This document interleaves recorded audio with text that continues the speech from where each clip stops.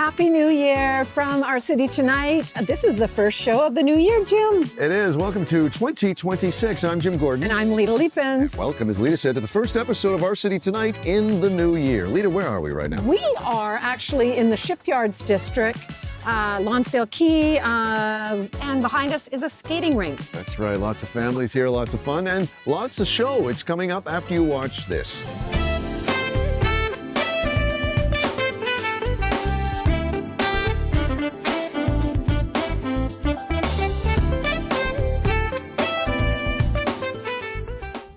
Well, last year, if you happen to notice, we started a series of segments on everything electric. We talked to one of the hosts of Everything Electric on YouTube, Jack Scarlett from London. We also did a big segment on the Everything Electric convention. It was here this past September, and one of the people we met, who is also one of the hosts and presenters on Everything Electric, we got talking with her, but she was very busy, and we were buzzing all over the place, but we finally got her on our show now for the new year.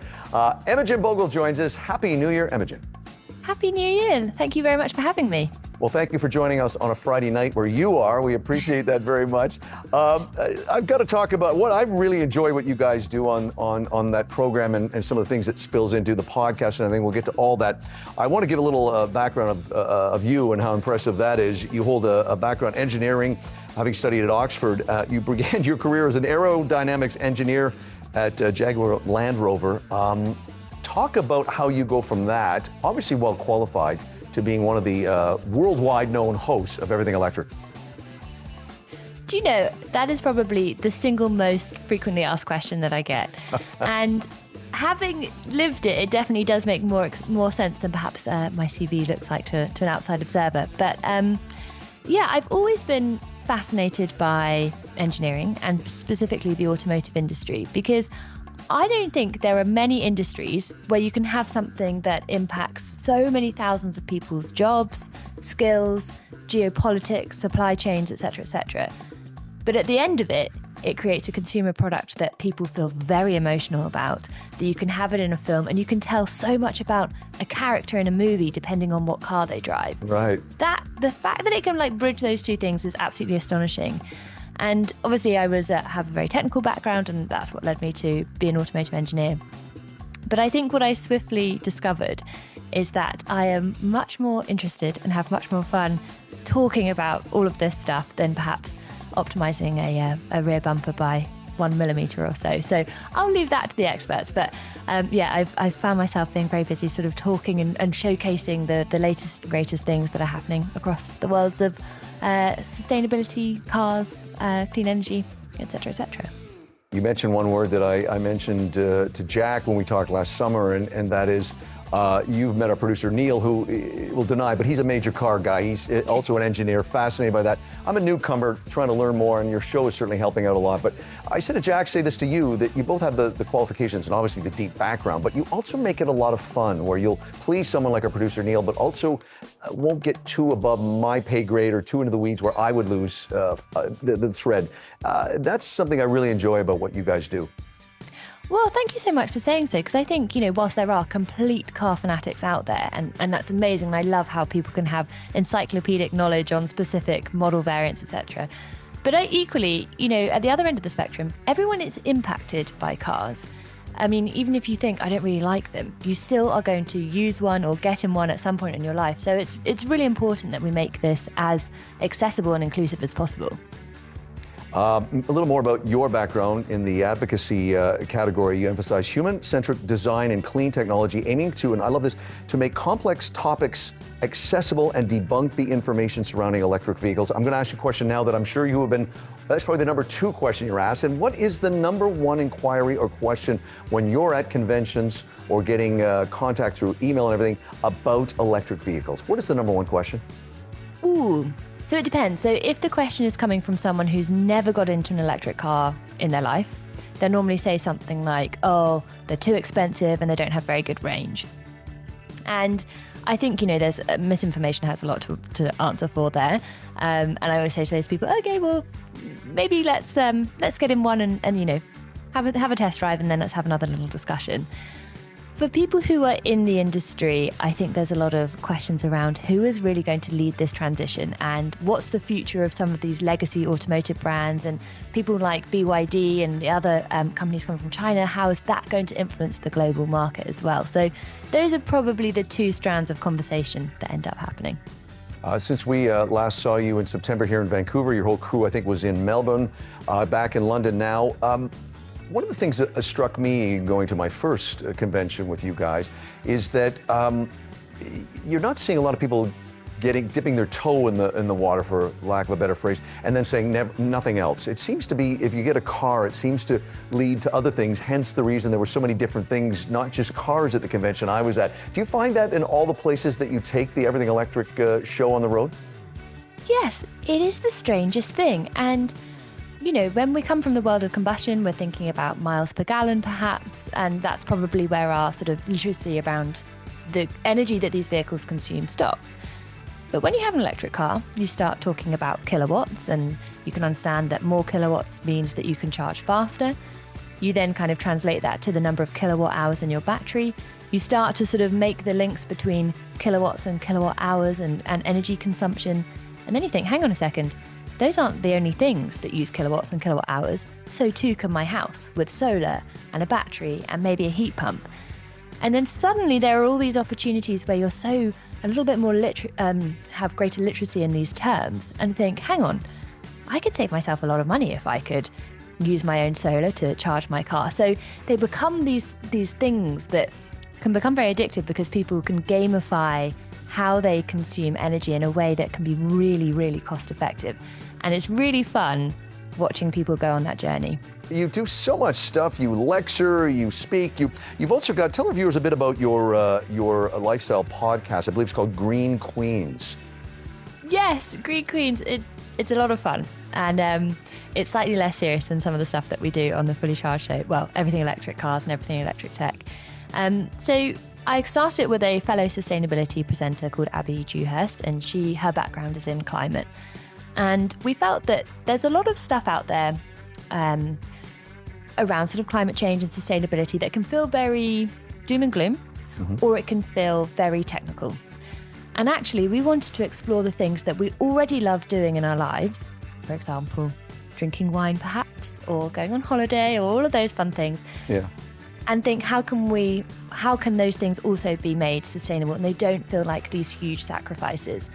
And it has been astonishing meeting just sensational people pioneering fantastic change and just showing and proving how much fun we can have as well. So one of the things that, you know, it was difficult to convince our husbands that this was work, but we went to a wedding in Portugal, and we went on the train from the UK all the way to Portugal via France and Spain in our zero carbon mission to get to a destination wedding.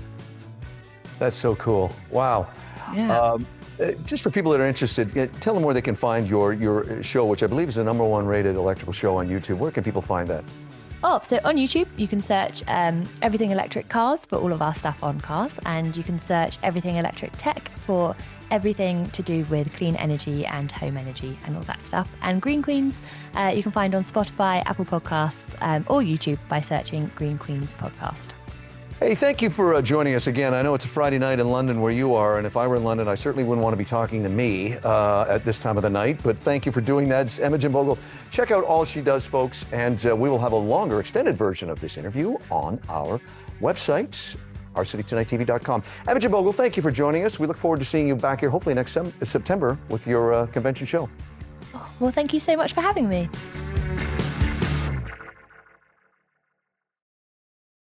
Well, I'm going to say a great big Happy New Year. We are here at Seaside Provisions Restaurant in the Shipyard District of Lonsdale Quay, and excited to be into the new year, but even more excited that it's another wine moment for our city tonight. And we have, joining us all the way from Australia, we have Libby Nutt. She's the General Manager, Marketing and Export of Sales for Casella Family Brands. Welcome to our city tonight, Libby. Fantastic to be here with you, all all the way from Australia. Oh, we're so thrilled to have you, and we're even more thrilled actually to talk about this incredible brand that you represent, in particular, Yellowtail. I'm going to just jump in and ask you, please tell us a little bit about this amazing story of Sicilian immigrants coming to Australia and planting some amazing vines. It's just a beautiful story when we talk about the Casellas and when they came from Sicily in the 1950s to Australia. It was a time when a lot of Italian immigrants were coming to Australia, and Australia was, had open arms, as we do. They were itinerant workers between the Riverina, where the winery is today, where they'd make wine and they would farm their land, and then they would pack up their truck after the season, after the wine season, where they'd made wine in 44-gallon drums, and they would travel all the way up to far north Queensland, which is a good 4 to 7 days drive, where they'd cut cane for the season. And then it wasn't until the late 60s when Mr. Casella really decided to, hold their roots in the Riverina and stay on that land. And that's when the winery was really born. You've just done a refresh. Tell us a little bit about that. Yeah, we're so excited that our refresh is starting to roll out on Canadian shelves as we speak. We're excited because it's really the first significant rebrand that we've done. It really is, though, an evolution. It's not a revolution. So consumers are actually going to recognize our brand. We've just made it more modern, sleeker, easy to shop, easy to find, and of course, it's still got the same amazing quality inside the bottle. I love that because, I'm going to hold up the new roux here. It's so cute. It's exactly recognizable, like you said, but I love the fact that you've done this refresh, rebrand, but not increase the prices for us, and also just the same incredible quality that you can expect from this brand. And that's one of the key things, I think, why all the Canadians are buying this great wine all the time. And I know it's not just Canada. Like I said, I have to read that it's the world's #1 most powerful wine brand for the 7th consecutive year. That's really incredible. Can you talk to that? Yeah, absolutely. When we launched in 2001, we thought that we would sell 25,000 cases in the first year. And within 13 months, we'd sold 1 million cases around the world. And Canada was one of the first markets that we entered as well. We as Australians think that Canadians are very like-minded like us, vibrant, approachable, down to earth. And that's very much what our brand epitomizes as well. When John Casella launched Yellowtail, it was a vision with a really strong vision to make wine that everyone could enjoy. And for him, it was all about mouthfeel and that everyone would just love that taste and flavor, and it would really be very simple and easy to go back for that second glass. I am going to end on the fact that also Casella Family Brands also makes more than just wine. It's an incredible brand. People should definitely Google it and check it out. And you also have the Pure Bright brand that is low sugar, low calorie. That is totally on brand for us here in Canada. Absolutely, and it's such a fabulous taste as well. So I hope that everyone goes to store and buys Pure Bright for during the week and enjoys it. Best of both worlds, right? Great wine, great price, and low calorie. It's almost too good to be true. Absolutely. Well, we just had a Libby Nut from Casella Family Brands. Thank you for joining us all the way from Australia. We certainly hope to see you. We hope to see you in person. Actually, we're gonna campaign to get you over here in beautiful British Columbia. I would love that, and we can taste some Yellowtail together. That would be delightful. And again, Happy New Year to all of you, and take care.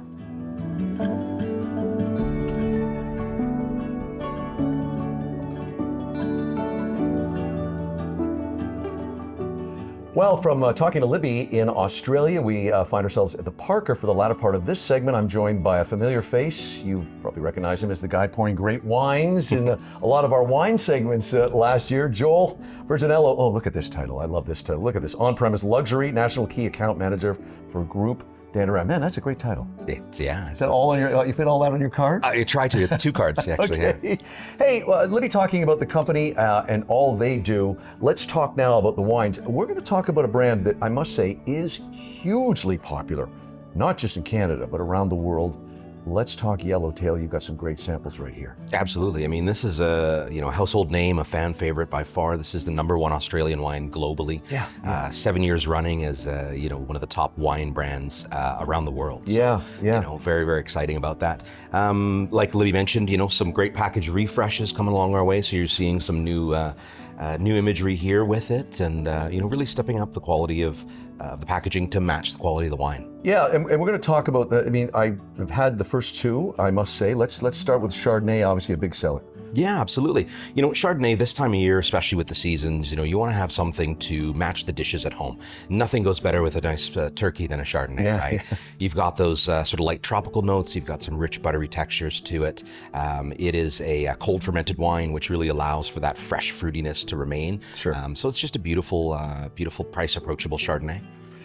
We have a Shiraz, and I know this is up there, and again, one of the most popular sellers in this country and a lot of other ones. Oh, for sure. I mean, Shiraz is really the one that kind of put them on the map. It's the one that a lot of people thought of. Australian wine, it's become synonymous with Shiraz, of course. This is a beautiful wine, it's very medium body tannins, nothing too, intense on the palate. So, fantastic with things like your cranberry sauce and some of your softer dishes. If fish is on your menu, absolutely could work with that as well. Let's talk about this big one, the Cab Sav. This is another big seller as well, huh? Yeah, Cab. Everybody loves a good Cab, right? Yeah, It's warm. It kind of really heats you from the inside. It's just love in a bottle, I like to say. I'm a big fan of Cabs for this time of year. My family does roast beef for Christmas dinner, and so this would be a fantastic option to do with something like that. Going from red to bubbles, I must admit I've not had, I must say, I didn't know they did this, but this is something as well that's very popular. Yeah, well, I mean, any good house party, any good gathering, always should kick off with some bubbles, right? Yeah. Celebratory pour. We've got, of course, our classic, and then our rosé. Everybody loves the rosé, and you can't go wrong with a nice bubbly rosé myself, so.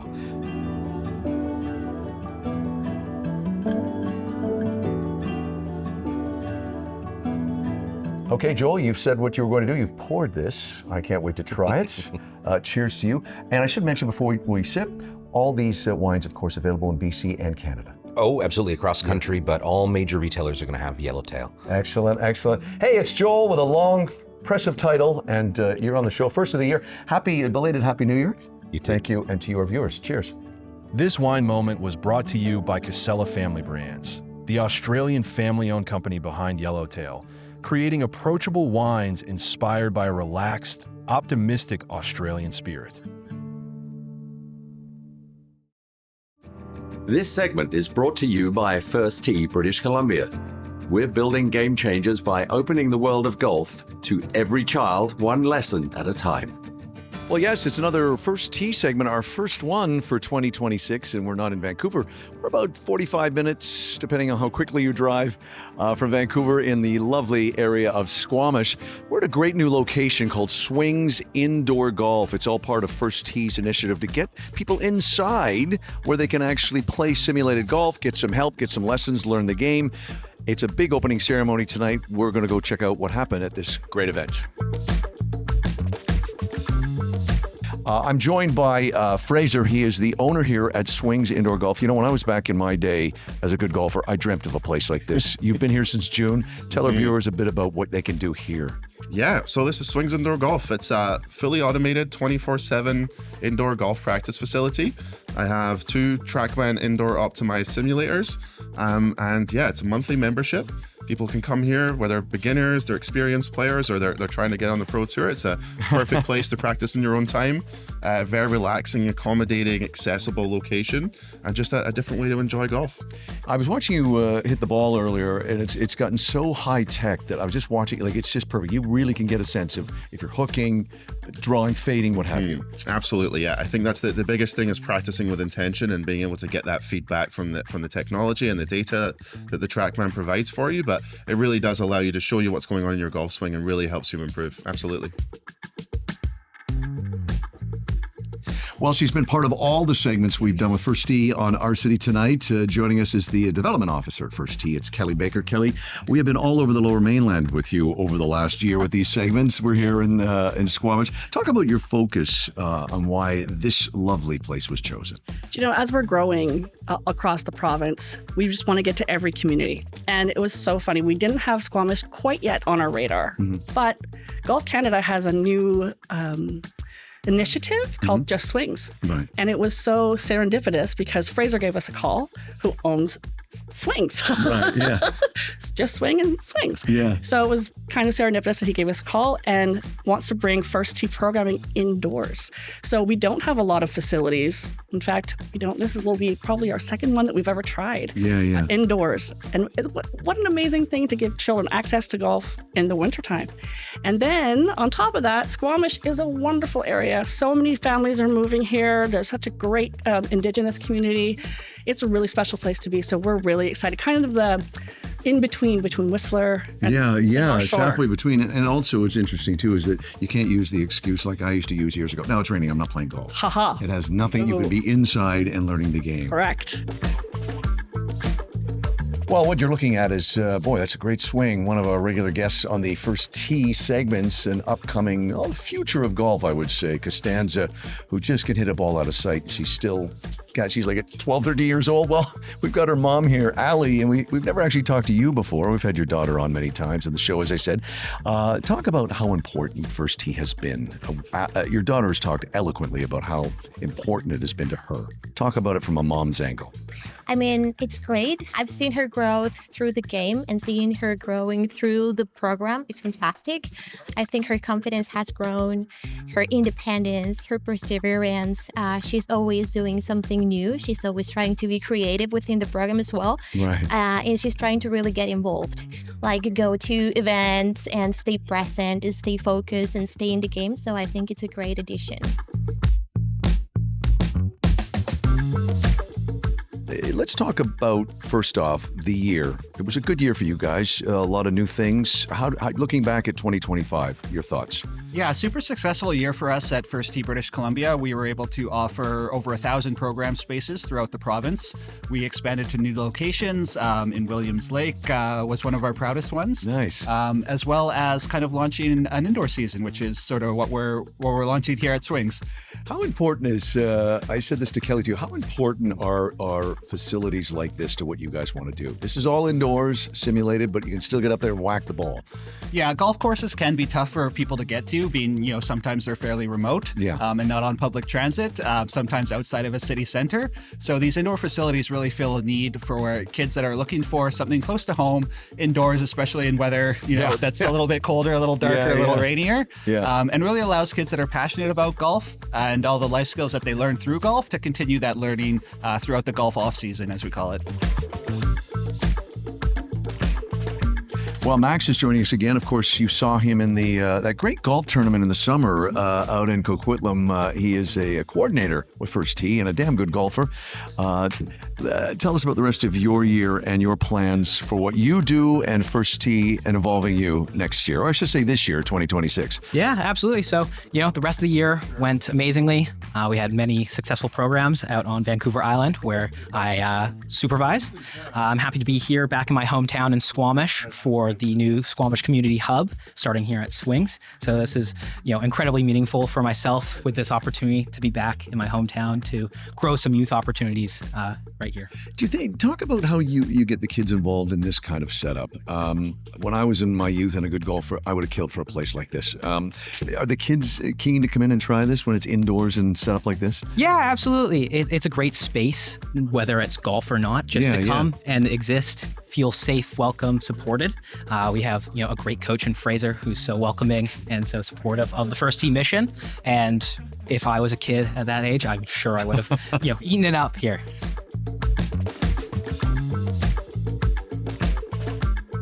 I'm joined by Tommy right now, and we're going to get to that hat in a second. If you're a golfer, you know what that hat means.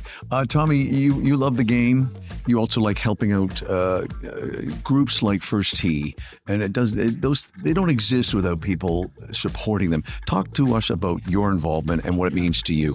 Well, this is my my first time supporting First Tee, actually, and I was with Fraser, who's the founder of Swings here in Squamish, and I love indoor golf. I love outdoor golf too. And I knew he was starting this business, and I was thinking about like what are ways that we could promote this or grow this. Just trying to help him have a brainstorm conversation. And I was thinking like, what if we got you to teach people how to play golf, and what if we called First Tee, and what if like we could maybe do some instruction here and teach kids and underprivileged people to learn how to golf in the winter here in Squamish? And he's like, great. So then Fraser called First Tee, and then fast forward a few months, and we gotta pay for it.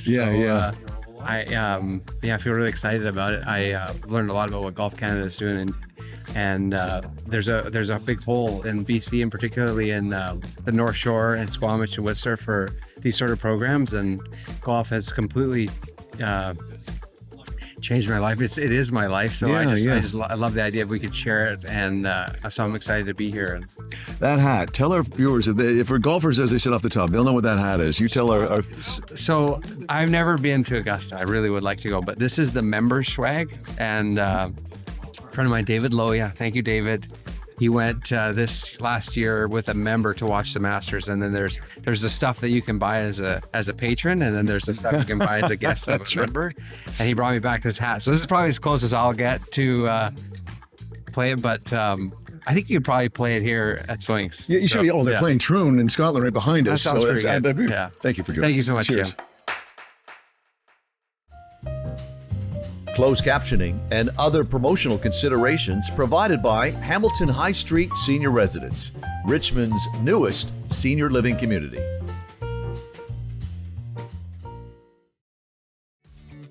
Well, we're back here where we started the show in Lonsdale Quay in the Shipyards District. Yeah, it's first show done for 2026. We also want to thank our friends at Seaside Provisions. Always great to go in there, Lita. A great spot in this hood if you're looking for good food and good deals and a lot of fun, good staff too. Yeah, and don't forget to check out all of our past episodes on our website at ourcitytonighttv.com. We also have podcasts, as well as it will be directed to our YouTube channels, which you can like and subscribe. Yeah, check out our full episodes page, as Lita said. You can also check out our YouTube channels for arts and entertainment and wine and dine. And as Lita said, please like and subscribe. I got to get out of this ending before it's the first show of the year. I'm just warming up. Anyway, until next time, I'm Jim Gordon. I'm Lita Lee Pence. We'll see you on the next edition. I got to get this right, of Our City Tonight. There we go. Done. Thank you. Visit ourcitytonighttv.com for all the latest episodes, segments, and our new podcast. And please be sure to like and subscribe. The Richmond Sentinel, providing news, entertainment, and human interest stories in print and online.